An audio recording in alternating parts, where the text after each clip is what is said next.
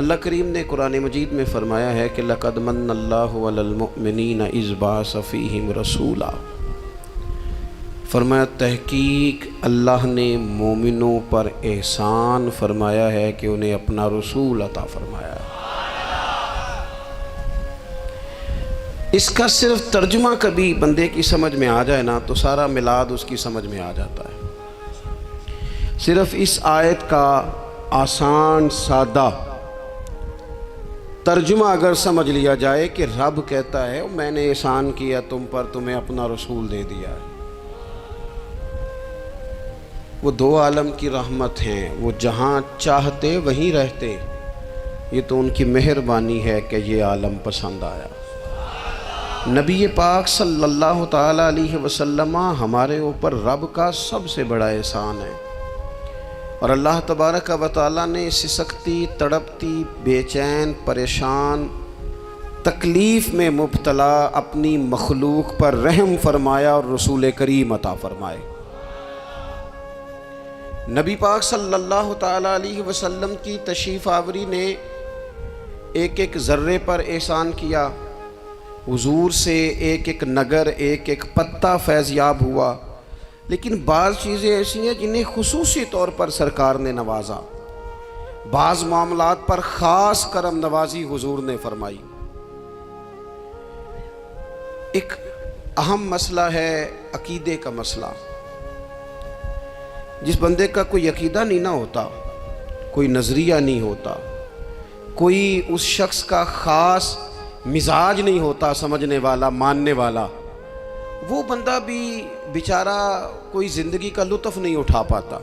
اس کا کوئی نظریہ ہی نہیں ہے، کوئی سوچ ہی نہیں ہے، کوئی اس کی فکر ہی نہیں ہے اس نے کس طرف جانا ہے۔ عقیدہ نہ ہو بندے کا، یعنی دنیا میں معاذ اللہ کچھ ایسے لوگ پائے جاتے ہیں جو سرے سے اللہ تعالیٰ کوئی نہیں مانتے، زندگی کیسے گزرے گی؟ وہ اپنی توجہات کا قبلہ کسے بنائیں گے؟ اور پھر دنیا میں کچھ لوگ ایسے گزرے جو کئی خداؤں کے قائل، کئی، اور پھر اہل عرب کا تو یہ حال کہ 360 بتوں کے سامنے جھکتے۔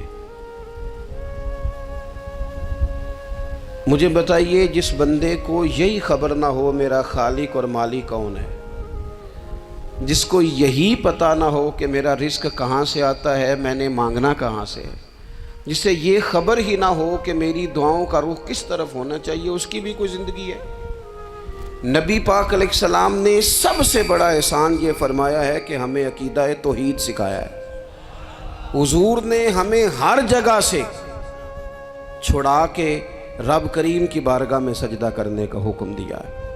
عرب کے لوگ جو تھے وہ بڑی بڑی وہم کا شکار تھے، بڑی بڑی اوہام پرستی کا شکار تھے۔ یہ آج کل بھی وہم بہت زیادہ ہے نوجوانوں میں، یعنی کوئی فیصلہ پکا ہے ہی نہیں، کوئی پکی بات ہی نہیں کرتے، یہ کر لوں کہ نہ کروں، اگر آپ کہتے ہیں تو کر لیتا ہوں، ویسے اس میں فلانی کمزوری بھی ہے، اور اگر میں نے نہ کیا تو فلاں مشکل بھی ہے۔ بھئی جس بندے نے قوت فیصلہ ہی نہیں پائی، اس نے ارادہ ہی پکا نہیں کیا کہ اس نے کدھر جانا ہے، تو وہ سفر کیسے کرے گا؟ سفر تو اس بندے کا مکمل ہوتا ہے جو سفر شروع کرتا ہے۔ عرب کے لوگ بھی بڑے بڑے اوہام پرستی کا قائل تھے۔ وہ جب قربانیاں کرتے تھے تو ان کا گوشت لا کے کعبے کی دیواروں کے ساتھ ملا کرتے تھے، یہ قبولیت کی علامت ہے۔ سارے کپڑے اتار کے کعبے کا طواف کرتے تھے، جب احرام باندھ لیتے، حج عمرے کا ارادہ کرتے تو دروازوں سے داخل نہیں ہوتے تھے۔ وہ کہتے تھے کہ دروازے گناہگار ہیں اور ہم چونکہ اب نیک کام کر رہے ہیں لہذا اوپر سے ہو کے آئیں گے۔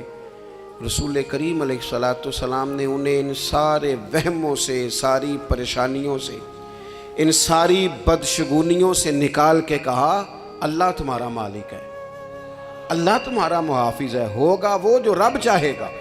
ذرا سی بات پہ سہم جانا، ذرا سی بات پہ ڈر جانا۔ حضور نے لوگوں کو قوت فیصلہ عطا کی، اور اتنی بڑی قوت فیصلہ حضور نے دی کہ کل تک جو فیصلہ کر نہیں نہ پا رہے تھے، آج انہوں نے اس طرح کے فیصلے کیے کہ اپنی ساری کی ساری اولادیں لے کر وہ میدانوں میں کھڑے ہو گئے۔ وہ ڈٹ گئے کہ ہم نے کفر کے مقابلے میں جہاد کرنا ہے۔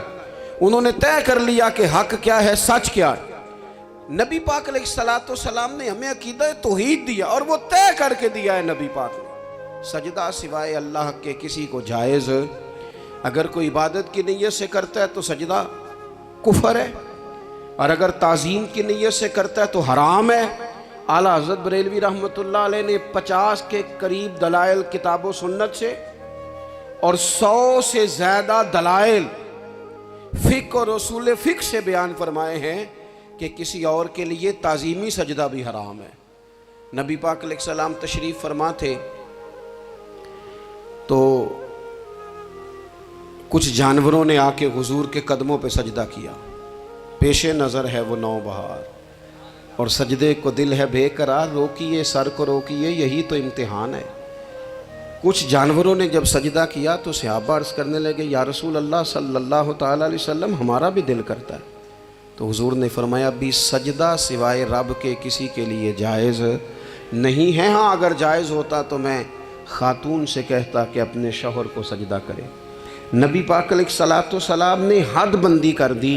اور پھر دیکھیں یہ جو ہم میلاد مناتے ہیں نا، یہ میلاد اللہ تعالیٰ کی توحید کا بہت بڑا اعلان ہے۔ ہم کہتے ہیں نبی پاک کا میلاد ہوا، جس کا میلاد ہوتا ہے وہ خدا نہیں ہوتا، جو پیدا ہوتا ہے وہ رب۔ جب ہم میلاد منا رہے ہوتے ہیں تو ہم یہ بتا رہے ہوتے ہیں بھئی حضور خدا نہیں، حضور تو 12 ربیع الاول کو پیدا ہوئے، تو جو پیدا ہو رب پیدا، لم یلد ولم یولد، اللہ تبارک و تعالیٰ پیدا نہیں ہوتا، مالک تو ازلی ابدی شانیں رکھتا ہے۔ اس لیے عقیدہ توحید بندے کو مضبوط کر دیتا ہے۔ انسان جب عقیدہ توحید والا ہو جاتا ہے، اور نبی پاک علیہ السلام دنیا میں رب کی طرف بلانے آئے، وداعیا الی اللہ باذنہ وسراجا منیرا، حضور نے لوگوں کو اللہ کی جانب دعوت دی۔ جب انسان توحید والا ہو جاتا ہے تو مضبوط ہو جاتا ہے، وہ کسی سے نہیں ڈرتا، وہ سمجھتا ہے ہونا تو وہ ہے جو میرا رب چاہے گا، مجھے پریشان ہونے کی ضرورت کیا ہے۔ پھر اس کا بھروسہ بھی اللہ تعالیٰ پر، اس کی امیدیں بھی اللہ رسول سے، اس کی توجہات کا قبلہ بھی سارا ادھر ہی۔ تو حضور نے لوگوں کو عقیدہ دیا، مضبوط کیا۔ رسول پاک صلی اللہ تعالیٰ علیہ وسلم نے ذہنوں کو پختگی عطا فرمائی۔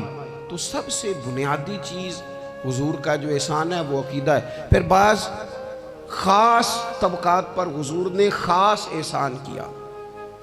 آج بھی پوری دنیا میں ڈھنڈورا پیٹا جاتا ہے عورتوں کے حقوق کا، پوری دنیا کے اندر، اور بعض لوگ عورتوں کو بڑا دھوکہ دیتے ہیں، کہتے ہیں تمہیں حق نہیں ملتے لہٰذا تم سڑکوں پہ آ جاؤ، معاذ اللہ، تمہیں حق نہیں ملتے لہٰذا تم معاذ اللہ بازاروں کی رونق بن جاؤ۔ عورتوں کو بڑا پریشان کیا جاتا ہے حقوق کے تعلق سے۔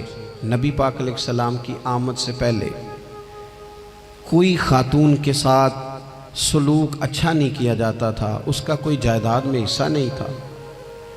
عورت کا خامد اگر فوت ہو جاتا تو وہ اپنے سسرال کے خاندان کی پراپرٹی بن جاتی، معاذ اللہ، اور جس کے مرضی چاہے سپرد کر دیتے۔ ہندوستان کے بعض علاقوں میں ایسی کبھی رسمیں بھی پائی جاتی تھی کہ بعض عورتیں اپنے خامد کے ساتھ جل جانا مناسب سمجھتی تھی کہ بعد میں کوئی زندگی تو ہوگی نہیں، اور بیوہ خاتون اور طلاق یافتہ خاتون، اس کے بارے میں تو لوگوں کا خیال تھا کہ شاید یہ خاتون بالکل سوسائٹی اور سماج کا حصہ ہی نہیں ہونی چاہیے۔ قربان جائیں، یہ اعزاز میرے نبی پاک نے دیا ہے۔ حضور نے پہلی شادی ہی اس خاتون سے کی ہے جن کا پہلے بھی نکاح ہو چکا تھا، اور خاتون کو حضور نے حقوق دیے، جائیداد میں حصہ دیا۔ کہا جو بیٹیوں کی بہنوں کی پرورش کر کے آئے گا اور اچھی پرورش کر کے انہیں روانہ کر دے گا، جس طرح میری 2 انگلیاں جڑی ہوئی ہیں میرے ساتھ جڑ کے جنت میں جائے گا۔ اور ایک روایت میں فرمایا کہ جب کسی کے ہاں بیٹی پیدا ہوتی ہے نا تو اللہ فرشتوں کو بھیجتا ہے،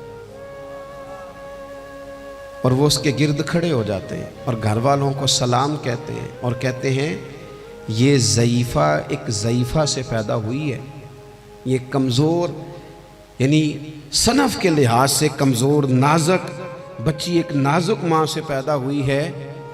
فرشتے کہتے ہیں جو اس کی پرورش کرے گا نا، اللہ قیامت تک اس کی مدد کرے گا، اس کی ہمیشہ مدد ہوتی رہے گی۔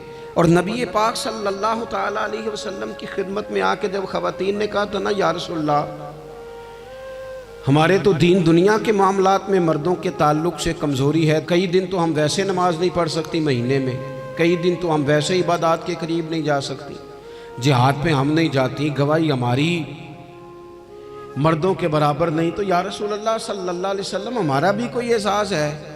تو حضور نے فرمایا جب کوئی خاتون حاملہ ہوتی ہے نا تو اللہ اسے اتنا ہی ثواب دیتا ہے جتنا جہاد کرنے والے کو ثواب دیتا ہے، اور جب بچہ پیدا ہوتا ہے تو اللہ تعالیٰ اسے شہادت کا درجہ عطا کرتا ہے، اور جب وہ بچوں کو دودھ پلاتی ہے تو رب اسے غلام آزاد کرنے کا ثواب عطا کرتا ہے۔